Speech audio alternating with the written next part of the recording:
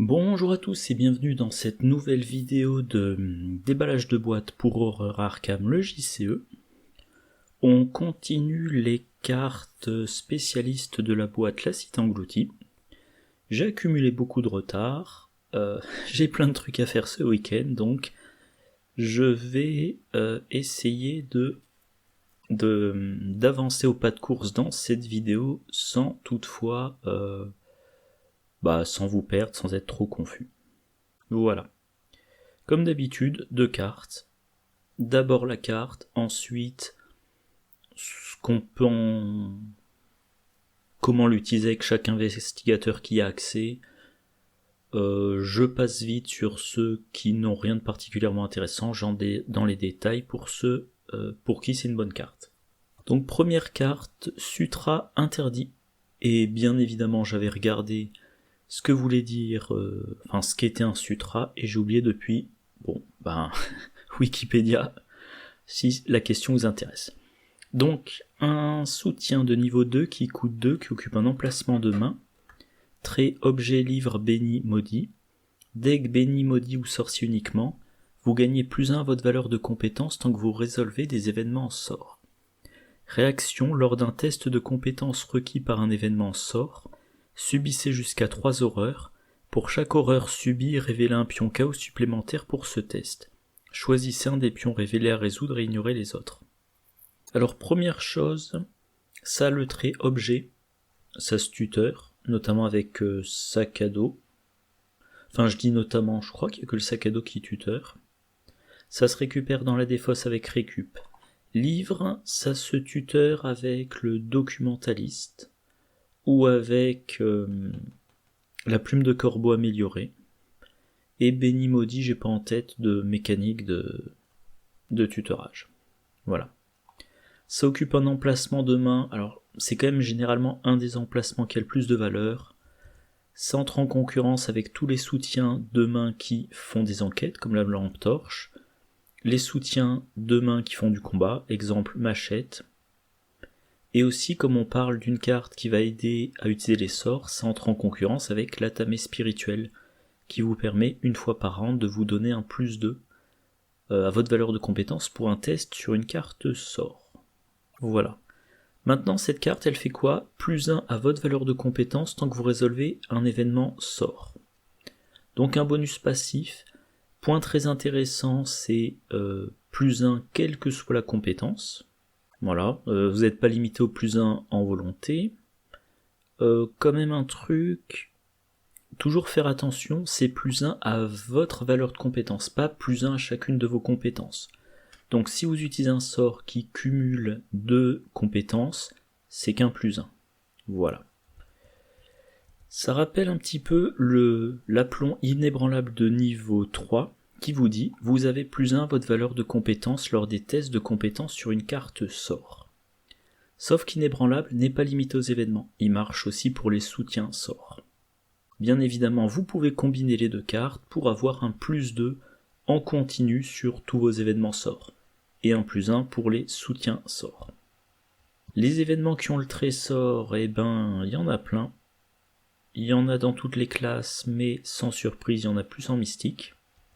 Alors j'en ai cité quelques-uns. Ah oui, ça c'est tous les événements sorts, mais certains ne font pas faire de test de compétences.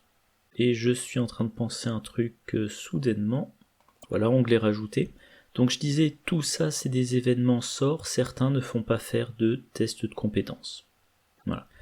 Mais on peut citer par exemple l'éclipse sanglante chez les gardiens. On doit s'infliger de dégâts en tant que coup supplémentaire.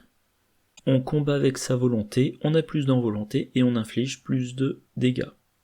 Bon, vous avez un total de +3, donc l'événement qui, grâce au sutra, vous fait combattre à volonté +3 et infliger 3 dégâts d'un coup, c'est très, très efficace. Invocation occulte, chez les chercheurs, vous combattez avec votre intelligence, vous avez +1 d'intelligence et vous infligez +1 dégâts pour chaque carte défaussée en tant que coup supplémentaire pour jouer cette carte, et vous avez une limite de 2 cartes. Donc potentiellement, vous arrivez à combat à intelligence +3 pour faire 3 dégâts d'un coup. Riastrad chez les truands. Quand on joue avec les pions maudits, pour chaque pion maudit mis dans le sac du chaos, on a plus en force et plus en dégâts, et on a notre plus 1 en force grâce au sutra. Lame spectrale et lire les signes, on a donc soit force, soit intelligence, plus volonté, plus 1, et à chaque fois un bonus. Bon, lame spectrale c'est jusqu'à 3 dégâts avec un engagement préalable, 3 dégâts au total, et lire les signes, 2 indices d'un coup, et on ignore tous les effets mots-clés du lieu. Tempête d'esprit, c'est du dégât de zone, 2 dégâts à chaque ennemi dans le lieu, avec la version niveau 0, 3 dégâts à chaque pour la version niveau 3, mais risque de blesser les investigateurs. Et si vous mettez cette carte-là dans votre deck, c'est que vous attendez à jouer à répétition des événements sorts. Voilà, si vous avez beaucoup d'événements sorts dans votre deck, ou que vous en avez peu mais que vous voulez les jouer très fréquemment, et Diana Espérance est faite pour ça, donc une alliée mystique de niveau 3, donc loin d'être accessible à tous les investigateurs.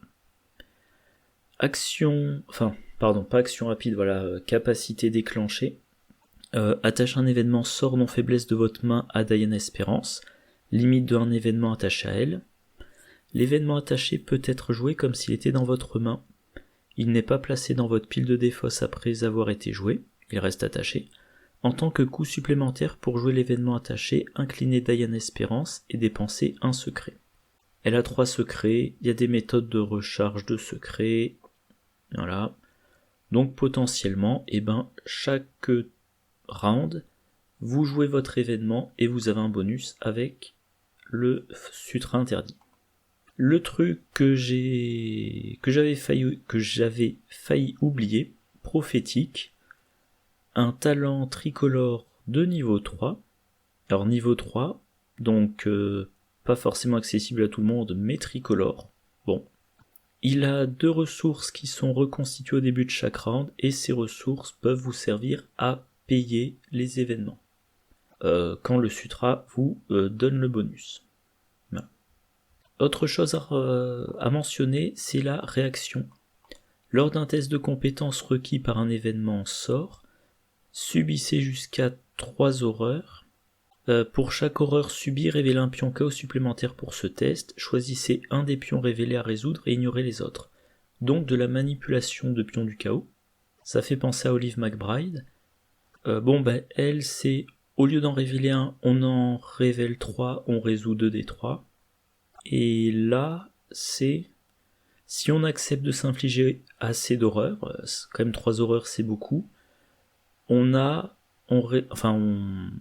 choisit de résoudre un pion parmi X plus 1, X étant le nombre d'horreurs.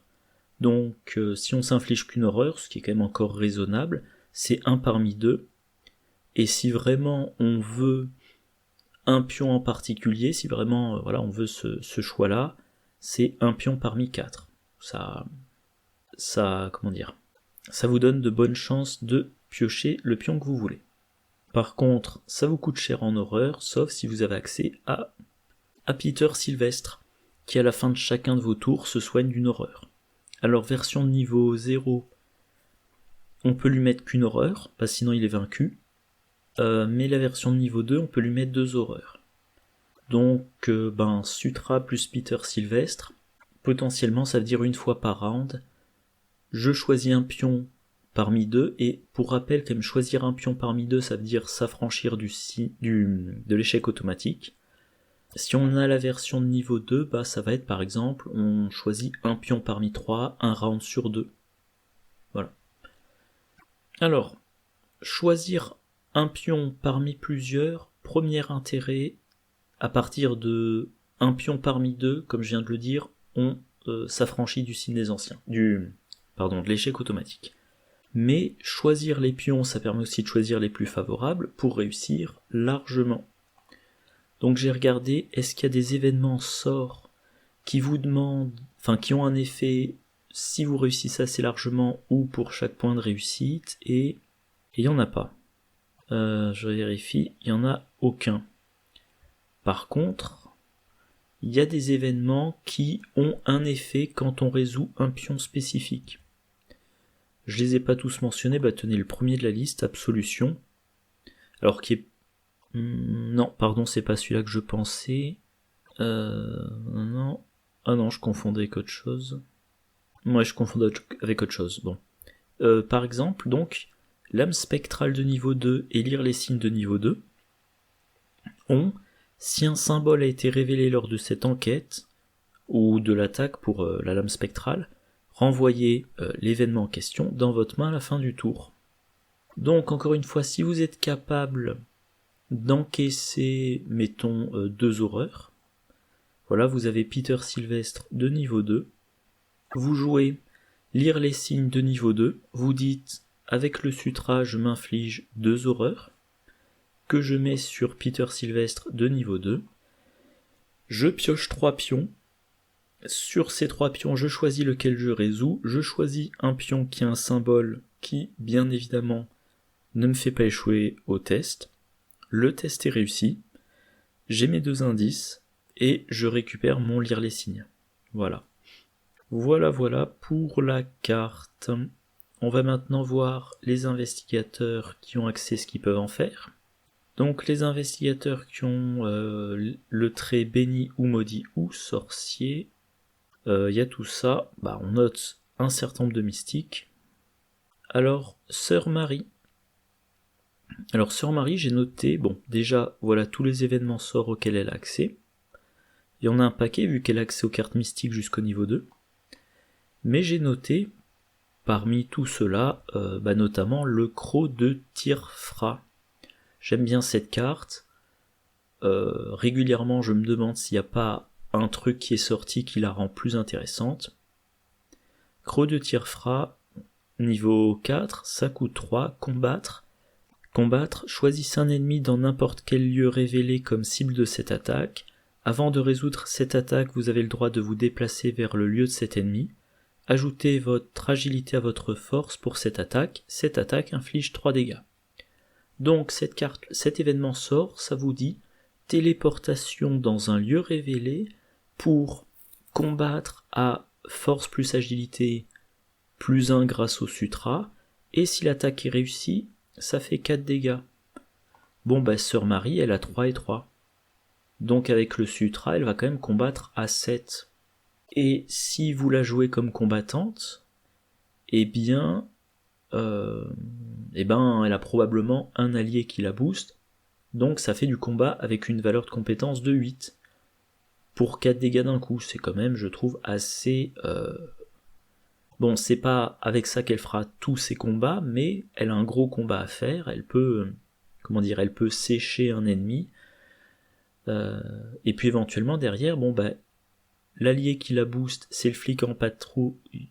Oui, le flic en patrouille de niveau 2. Elle l'utilise pour faire le 5e dégât.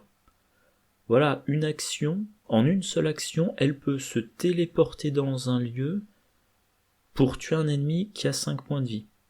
Et elle fiabilise cette attaque-là en s'infligeant une horreur. Au minimum une horreur. Encore une fois, une horreur pour ne pas avoir à résoudre l'échec automatique. De base, elle a 9 points de vie, 9 points de santé mentale. Elle peut aussi utiliser pour l'éclipse sanglante, ou la lame spectrale de niveau 2, ou lire les signes de niveau 2. Alors Rex Murphy, parallèle. Donc, pour rappel, en parallèle, il a le trait maudit, et lui, il a accès à beaucoup moins de cartes, mais il a l'invocation occulte. Ça pourra lui servir pour faire du combat, 4 plus 2 plus 1, donc il peut combattre à 7 pour infliger 3 dégâts d'un coup. Ou alors Riastrad, on est sur du 2, alors il part de bas, 2 plus 3, 5, plus 1, 6. Mais, j'ai pas mentionné tout à l'heure, Riastrad, le problème c'est que pour que la carte soit très efficace, il faut mettre beaucoup de pions maudits dans le sac du chaos. Si on met beaucoup de pions maudits dans le sac du chaos, on diminue ses chances de réussir. Mais, si vous choisissez un pion parmi plusieurs, vous pouvez résoudre par exemple le -1 au lieu du pion maudit, ou même le -2 au lieu du pion maudit, et éventuellement, selon comment votre deck est fait, eh bien vous avez dans votre deck des cartes qui au contraire vous incitent à chercher le maudit. Par exemple la compétence sceptique. Alors, je sais pas si Rex Murphy y a accès. Jusqu'à 5 autres cartes runes niveau 0, donc oui. Sceptique. Alors, ouais c'est ça, il y a un C, j'ai toujours un doute. Ah non, c'est de niveau 1. Bon, en tout cas, pour un autre investigateur, voilà. Lors de ce test de compétence, traitez le modificateur de chaque pion béni et de chaque pion maudit comme un +1 au lieu de son modificateur habituel. Voilà. Au lieu de résoudre le -2, vous dites je résous le maudit, je pioche un autre pion, c'est quoi? C'est un -2, bah -2 + 1, ok. Patrice Huffaway, bien évidemment, elle a accès à plein d'événements sorts, les événements sorts mystiques jusqu'au niveau 2, et aussi 2 survivants. Voilà, bon, j'ai rien vu de particulier à mentionner avec elle. Hein. Wendy Adams, parallèle, elle a les mots-clés béni et maudit. Elle a accès à quelques sorts, voilà, bah, ceux qui sont bénis ou maudits. Alors Agnès Baker, bon bah mystique, elle a accès à toutes les cartes mystiques, mais je trouve plus intéressant c'est Agnès Baker parallèle. Alors Agnès Baker parallèle, bon déjà elle a l'héritage d'Hyperborée comme Agnès Baker standard, qui lui fait une réaction après que vous avez joué une carte sort, piochez une carte. Donc si elle joue plein d'événements sorts, elle pioche plein de cartes, ce qui lui permet de piocher les événements sorts suivants. Elle a aussi cette possibilité, en tant que coût supplémentaire pour jouer un événement sort, vous avez le droit de subir un dégât. Si vous le faites, réduisez de 2 le coût pour jouer cet événement, et vous avez le droit de le mélanger dans votre deck au lieu de le défausser. Donc vous lui faites un deck avec plein d'événements sorts, et quand vous avez un événement sort que vous voulez rejouer plus tard, vous vous infligez un dégât, cet événement est moins cher, après, au moment où vous devriez le défausser, vous le remélangez dans votre deck, et ensuite, vous avez joué une carte sort, donc vous piochez. À noter aussi, l'héritage d'Hyperborée à 3 points de vie, 3 horreurs. Seuls les dégâts et ou horreurs infligés par les effets d'une carte joueur peuvent être assignés à l'héritage d'Hyperborée. C'est le cas des effets du Sutra. Donc l'héritage d'Hyperborée peut encaisser 2 utilisations du Sutra. Par contre, alors je m'en souviens jamais, oui, Agnès Baker parallèle n'a plus accès à Peter Sylvestre. Dexter Drake, c'est un mystique. Lui, comme il a accès aux cartes truands jusqu'au niveau 2, il peut jouer une mécanique réussite par X ou plus, mais, par exemple pour l'étui à cigarette porte-bonheur, pour piocher, mais, je vais y arriver, j'ai oublié mes onglets, il a accès à Diane Espérance, donc ce sort pour lequel il a un +1, il peut le jouer à chaque tour, voilà, mais sa carte signature c'est Sens du spectacle, qui l'incite à faire entrer des soutiens en jeu quasiment à chaque round. Voilà l'idéal avec Dexter Drake, c'est pas à chaque tour de jouer à chaque tour un lire les signes, c'est bien, mais si vous faites un deck enquête, Sens du spectacle vous incite à poser une lampe torche, faire vos 3 enquêtes, avoir à 3 reprises le +2, en plus du -2 de valeur occulte du lieu. Fin du tour, vous débrouillez pour récupérer votre lampe torche en main. Par exemple lampe torche, ou une autre carte, un autre soutien d'enquête.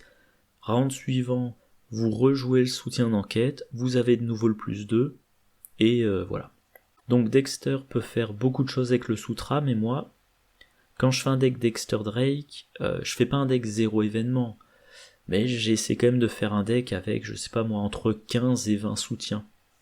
Jim Culver parallèle, il y a accès, mais je l'ai déjà mentionné, alors il faut toujours que je fasse ma vidéo sur Jim Culver parallèle, mais il est compliqué, voilà, disons ça comme ça. Et Kohaku, il a accès lui également, à plein d'événements sorts, voilà. Donc je vais pas entrer dans les détails. Deuxième carte, Walter Fitzpatrick, il joue dans les deux camps. Un allié de niveau 2 qui coûte 3, qui occupe un emplacement d'allié, qui a 2 points de vie et 2 points de santé mentale, trait allié mécène et crépuscule d'argent. Mécène, c'est un trait qui est rare, mais souvent c'est pas mal. Deck municipal, crépuscule d'argent ou mondain uniquement. Vous gagnez +1 à votre valeur de compétence tant que vous discutez. Réaction, après que vous avez discuté avec succès, inclinez Walter Fitzpatrick, gagnez une ressource. Et un petit commentaire, grosso modo, Walter Fitzpatrick, c'est le Dr Milan des discuteurs, des bavards. Voilà. Bon, il aurait pu sortir dans le cycle précédent. De nouveau une carte qui fait penser à Inébranlable. Donc Inébranlable, +1 à votre valeur de compétence tant que vous jouez un sort. Et lui, c'est +1 à votre valeur de compétence tant que vous discutez. Encore une fois, peu importe la compétence. Toutes les cartes qui mentionnent la discussion, il y en a un certain nombre, mais encore une fois, comme je le disais tout à l'heure, ces cartes-là ne vous font pas forcément faire des tests de discussion. Bien évidemment, la majorité sont des cartes truands. On peut en mentionner quelques-unes. Alors je vérifie quelque chose pour Hold Up, basique. Donc Hold Up a un événement de niveau 0 qui coûte 1, discussion, choisissez un ennemi dans votre lieu et un soutien objet dans votre main, effectuez une action combattre contre l'ennemi choisi, en cas de réussite, à la place d'infliger des dégâts, jouez le soutien choisi en réduisant son coût d'un nombre égal à chaque point de réussite. Hold Up, alors ce que je vérifiais, c'est pas mentionné que c'est une action de combat basique. Donc vous avez un ennemi qui est probablement qui engage avec vous. Vous voulez jouer un objet, a priori un objet qui va vous aider à le combattre. Mais si vous jouez cet objet et que vous êtes engagé avec l'ennemi, attaque d'opportunité.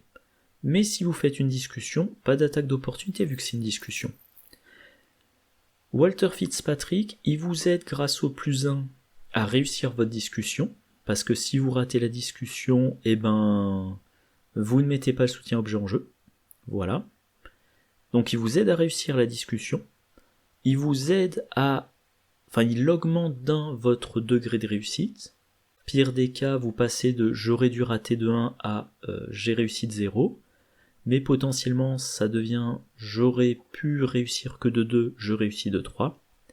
Ce qui diminue le coût, ce qui augmente la diminution du coût. Ou si on voit les choses autrement, en partant du principe que vous auriez réussi au moins de 0, les oiseaux sur ma fenêtre, en partant du principe que vous auriez réussi d'au moins 0, Walter Fitzpatrick vous rembourse le hold-up. Voilà. Bon, interroger, c'est pas une carte qui est géniale parce que vous avez une difficulté de 3 qui est augmentée. Même si les gardiens ont souvent une bonne force et ont accès à des cartes pour la booster, ça reste un test loin d'être gagné. Walter Fitzpatrick aide un petit peu. Déconcerter un des meilleurs événements de discussion. Vous testez donc... Vous testez à intelligence +1 contre la valeur d'évasion de l'ennemi, et si vous réussissez, vous découvrez 2 indices. Et si l'ennemi est non élite, vous lui échappez automatiquement, et il ne se redresse pas lors de la prochaine phase d'entretien. Donc une excellente carte pour temporiser un ennemi non élite et vider le lieu de ses indices. Voilà. Donc booster cette carte-là, augmenter vos chances de réussir ce test-là, c'est très intéressant. Énigme existentielle, un test de discussion très difficile, sauf que la difficulté peut être réduite, bien évidemment, avec tenue élégante, et aussi en diminuant la difficulté de 1 pour chaque carte dans votre main.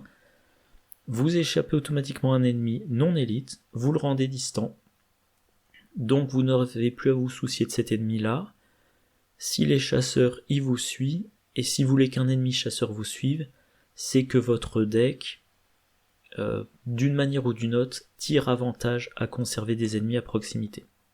Bianca, Elle arrive en jeu avec 10 ressources sur elle. Vous prenez X de ces ressources, X inférieur ou égal à 5, vous faites un test agilité, encore une fois plus 1, contre une difficulté de X. Si vous réussissez, rien de spécial. Si vous échouez, vous mettez l'ennemi Bianca en jeu, soit il faut le combattre, soit il faut rembourser les ressources.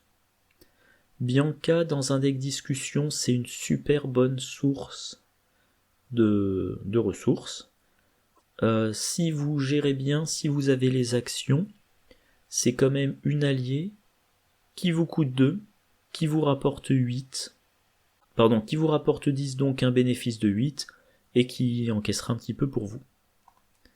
Faux papier, eh bien, donc une discussion pour trouver pour trouver un indice dans le lieu, mais si vous échouez, alors la difficulté du test augmente au fil du temps, et si vous échouez, soit vous défaussez la carte, soit vous faites attaquer par l'ennemi.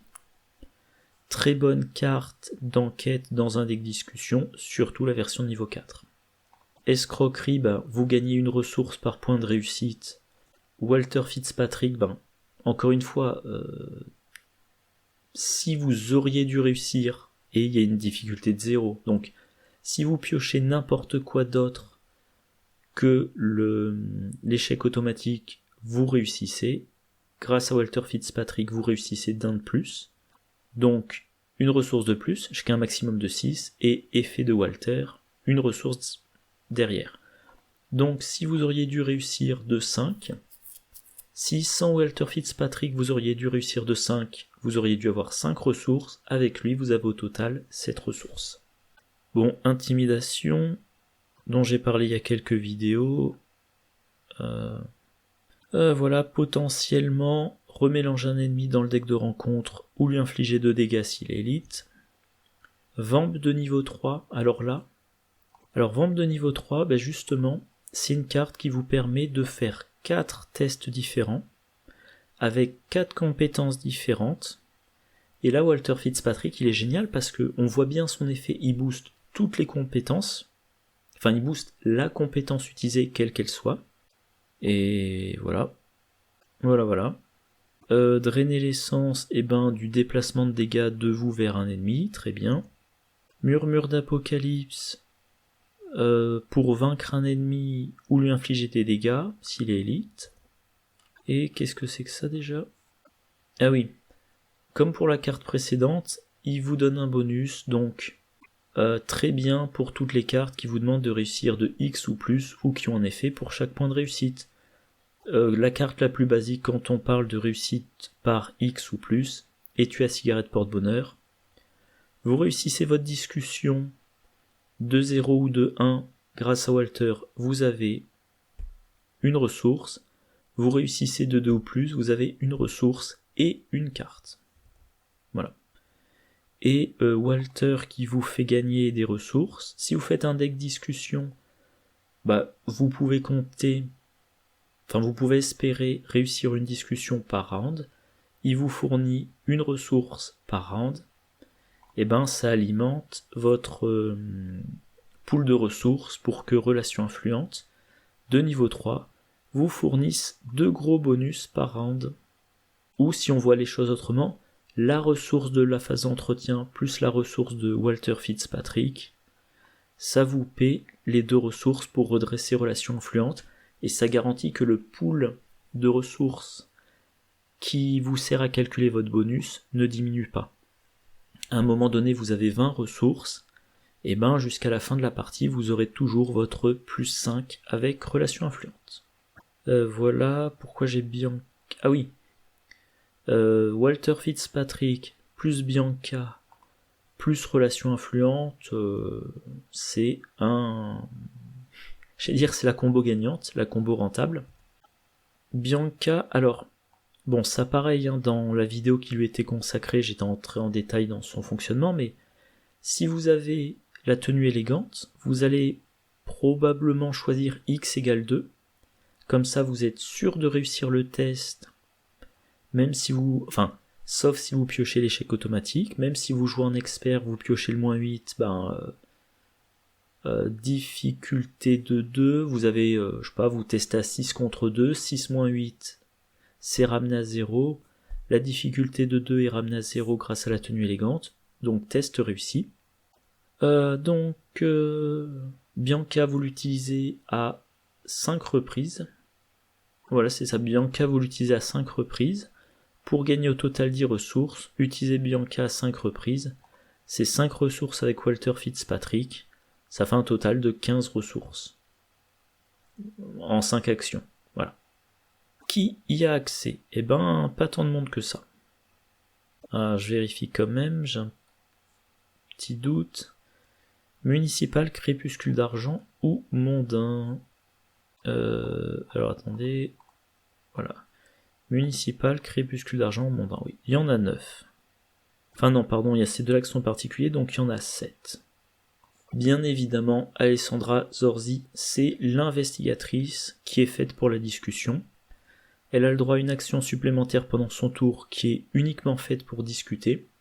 Dans son deck, on va mettre probablement beaucoup de cartes qui font de la discussion, dont un certain nombre de cartes qui font faire des tests, qui bénéficient du +1 de Walter Fitzpatrick. Et donc pour elle, alors évidemment dans son deck elle a tenue élégante, et de quoi aller chercher tenue élégante, donc on part sur un scénario du « je dois faire un test de discussion, la difficulté est diminuée de 2, j'ai un bonus de 1, ça ne me coûte pas une de mes 3 actions standards, et en plus, une fois que j'aurai réussi, j'aurai gagné une ressource. » Voilà, elle a accès, ah oui, j'ai pas mentionné, elle a accès à toutes les cartes. Encore une fois, la formulation française est pas correcte. C'est pas qu'elle a accès aux cartes qui ont une action discussion, c'est qu'elle a accès aux cartes qui mentionnent la discussion. Voilà.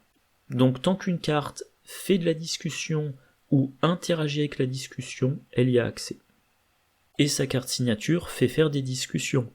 Sa carte signature en 3 exemplaires, qu'on veut avoir le plus vite possible. Moi dans mes decks, je mets faire du charme pour avoir rapidement un séduire. Séduire, on l'attache à un ennemi, non élite. On peut l'utiliser chaque round.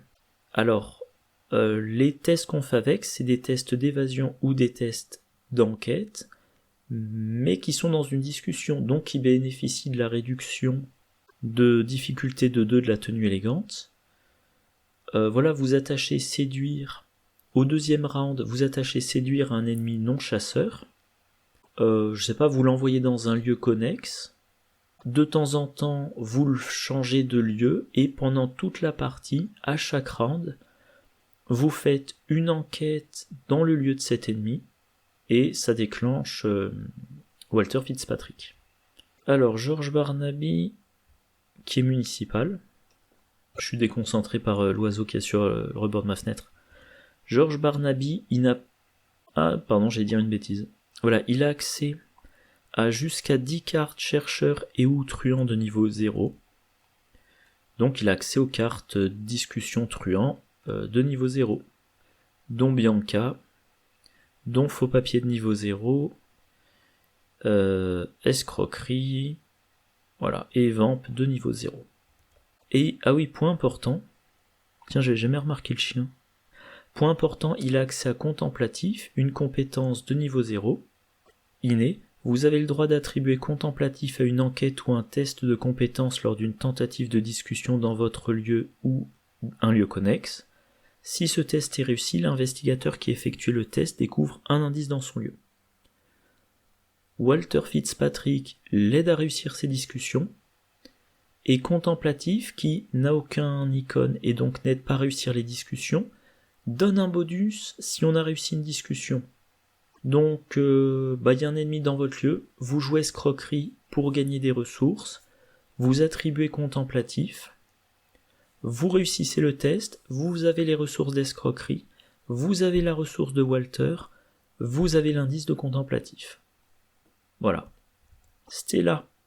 Tiens, je suis en train de remarquer... Ah ouais. Municipal, c'est la traduction de civique. Ok. Donc Stella, elle y a accès, mais niveau cartes qui font de la discussion, bof. Bof, concrètement, elle a que gagné du temps. Bon. Mais elle a accès à contemplatif. Elle a accès à ni la pluie ni la neige. Alors ça par contre, ça peut être intéressant. En cas d'échec à ce test, annuler tous les effets du test échoué. On peut l'attribuer au test effectué par quelqu'un d'autre, c'est pas spécifié autrement. Contemplatif, on peut aussi l'attribuer au test effectué par quelqu'un d'autre. Et donc, alors est-ce que je l'ai sous la main ? Par exemple, si vous êtes en binôme et que votre binôme joue faux papier, Stella, elle peut attribuer contemplatif, elle peut attribuer ni la pluie ni la neige. En cas de réussite, faux papier fournit un indice, contemplatif fournit un indice. En cas d'échec, pas d'indice, mais vous n'avez pas l'effet en cas d'échec de faux papier. Voilà. Bon, petite remarque. Et les deux survivants, il y a aussi un truc, c'est que avec véritable survivant, ils peuvent récupérer en main contemplatif. Donc George Barnaby, ça c'est plutôt lui qui est concerné, il fait escroquerie, il attribue contemplatif, comme je disais, il a les ressources, il a l'indice, et il récupère contemplatif pour le réattribuer à son prochain test d'escroquerie. Preston Fairmont, il a accès à un certain nombre de cartes discussion des truands, pas toutes, il n'a pas accès aux cartes illicites, et il n'a pas accès aux cartes truands. Ah si, il a accès à toutes les cartes truands, mais pas aux cartes illicites. Ça lui en laisse quand même quelques-unes, dont Bianca. Ça me perturbe, j'entends des bruits bizarres dehors. Je disais donc, voilà, Preston a accès quand même à certaines cartes, dont par exemple Bianca. Bianca qui va lui fournir des ressources, alors par contre, ressources qui sont mises sur l'héritage familial, donc ressources qui disparaissent à la fin du round. Défaussé, à la fin du tour, pardon. Vous perdez ces ressources-là à la fin du tour si vous ne les avez pas utilisées, mais vous pouvez les transférer vers votre réserve. Donc je sais pas, vous donnez des bonus, vous utilisez la tenue élégante, vous avez Walter qui vous booste, vous essayez de transférer 5 ressources, les 5 ressources partent sur l'héritage familial. Pour une action, vous transférez les 9 ressources au total qui assurent l'héritage familial vers votre réserve de ressources. 9 ressources, c'est augmentation de 2 du bonus de relation influente de niveau 3. Voilà. Il a aussi accès à contemplatif. Par contre, voilà, donc les cartes discussion auxquelles Preston Fairmont n'a pas accès, il y a notamment faux papier, et c'est dommage, et escroquerie. Diana Stanley, voilà, elle a accès à quelques cartes, mystique ou gardien, les cartes des classes auxquelles elle a accès. On peut noter par exemple drainer l'essence, donc test de volonté difficulté X. Elle peut monter jusqu'à volonté 6, plus ses autres bonus. Elle peut baisser la difficulté, qui est normalement la valeur de combat de l'ennemi, elle peut la baisser de 2 avec tenue élégante. Elle peut monter à 7 avec Walter Fitzpatrick. Si elle réussit, elle déplace 1 dégât, 2 dégâts dans le cas d'un ennemi non élite, d'elle vers cet ennemi.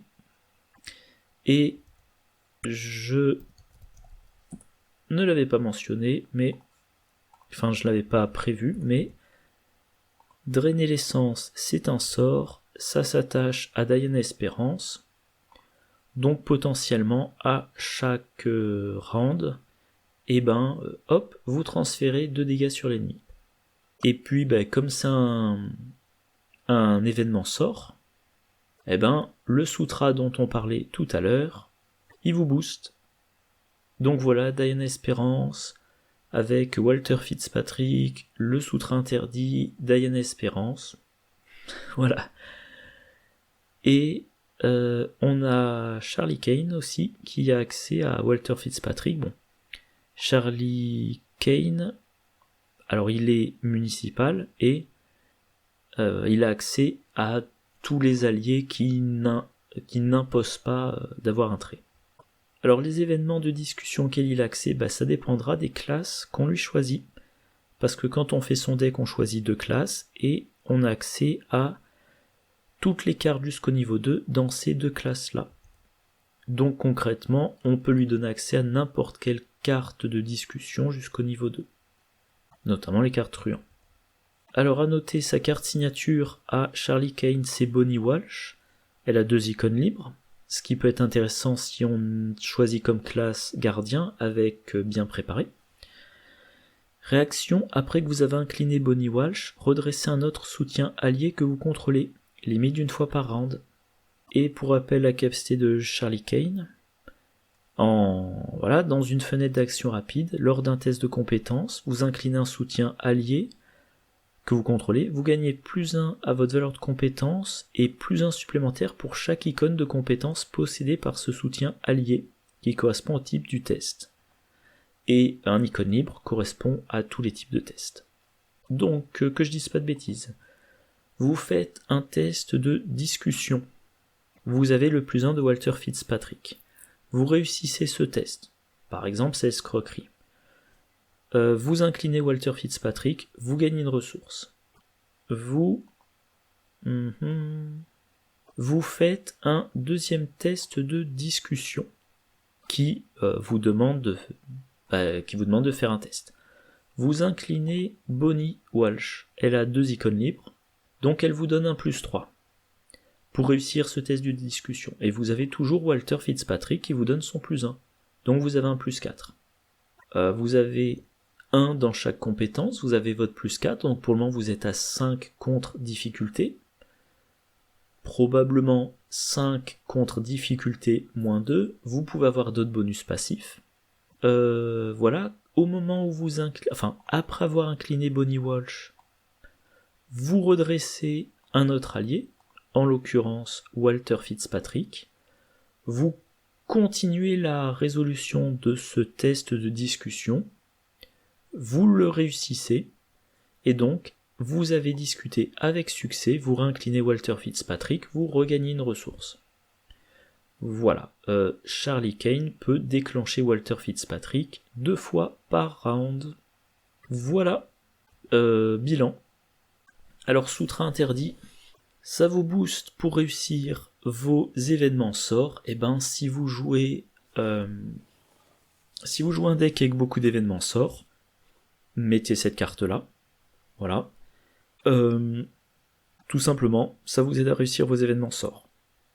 Vous jouez un événement sort important, vous vous infligez une horreur, il n'y a aucun risque, il n'y a plus aucun risque d'échouer à cause de l'échec automatique. Alors jusqu'à ce qu'on voit un scénario avec 2 échecs automatiques dans le sac du chaos, mais je n'ai encore jamais vu ça. Alors je me souviens plus si sur la planche de pion qui est fournie dans la boîte, il y a 2 échecs automatiques ou pas. Mais en tout cas, je n'ai jamais vu plus d'un échec automatique dans le sac du chaos pour le moment. Et si vous avez un deck qui joue avec les pions, vous faites un deck béni, vous faites un deck maudit, vous faites un deck, alors je me souviens plus si Agatha Crane y a accès, non, Agatha Crane n'y a pas accès, mais donc vous faites un deck qui cherche certains pions, et c'est très intéressant. Tiens, on va mentionner Jim Culver. Il a intérêt à révéler des pions crânes, parce que pour lui, c'est un modificateur de 0. Vous pouvez mettre dans son deck des cartes qui tirent avant... Ah non, mais ça c'est... il faut que ça soit un événement sort, ouais. Voici potentiellement l'âme spectrale et lire les signes. Si Jim Culver résout un crâne, ça fait un modificateur de 0. Et s'il révèle un crâne, c'est un pion avec un symbole, donc l'événement lui remontera en main. Voilà. Bon très bonne carte dans le bon deck, hein. Voilà. Et pour qui c'est le meilleur, je sais pas, peut-être Sœur Marie, peut-être Diana Stanley, peut-être. Alors, Agnès Baker, standard, elle a l'avantage de pouvoir mettre toutes les horreurs sur Peter Sylvestre, ou alors, c'est vrai que j'ai oublié de le mentionner tout à l'heure, ou alors elle se met l'horreur sur elle, ça fait dégâts un ennemi. Effet qui se coule, voilà. Ou qui j'allais mentionner d'autre comme bon investigateur? Diana Stanley, j'ai de le mentionner. Ouais, je crois que j'ai fait le tour. Walter Fitzpatrick, si vous faites un deck discussion, et évidemment que vous pouvez le mettre dans votre deck, mettez-le. Voilà. Vous faites un deck qui prévoit de faire une discussion à chaque tour, mettez Walter Fitzpatrick. Alors moi je l'ai encore jamais mis dans mes decks parce que c'était des decks que j'avais conçus avant la sortie de cette boîte. Mais si vous faites un deck de discussion, qu'il soit spécialisé dans un rôle ou polyvalent, de temps en temps vous faites un test d'intelligence, de temps en temps un test de force, de volonté, etc. Walter Fitzpatrick, il booste tous ces tests. Et il vous fournit des ressources. Voilà. Et la plupart des effets de discussion sont en truand. Les truands ont un style de deck, alors je sais pas comment les autres appellent ça, moi j'appelle ça le style truand friqué. J'accumule les ressources pour avoir un super bon bonus avec relation influente. Qu'est-ce que j'allais dire? Voilà, Walter Fitzpatrick augmente votre gain de ressources sur le long terme. Progressivement, il augmente votre bonus de relation influente, il vous rend encore plus efficace. Excellent allié. Voilà. Et tiens, j'y pense d'un coup, vu que la carte est après, il peut vous aider à financer votre prix, parce que les deux cartes entrent dans un deck mondain. Voilà. On en parlera plus en détail dans la prochaine vidéo. Je sais pas quand je l'enregistre, je sais pas quand je la monte, je sais pas quand je la diffuse. Ce week-end-ci à Strasbourg, il y a le festival des bretzels et des jeux, donc festival de jeux de société. Et j'irai si je ne suis pas trop démotivé par la pluie. Donc encore une fois, je vais pas avoir beaucoup de temps pour mes vidéos. En tout cas, d'ici la prochaine fois, je vous souhaite une bonne journée, une bonne soirée, de bonnes parties, et je vous dis à la prochaine. Au revoir.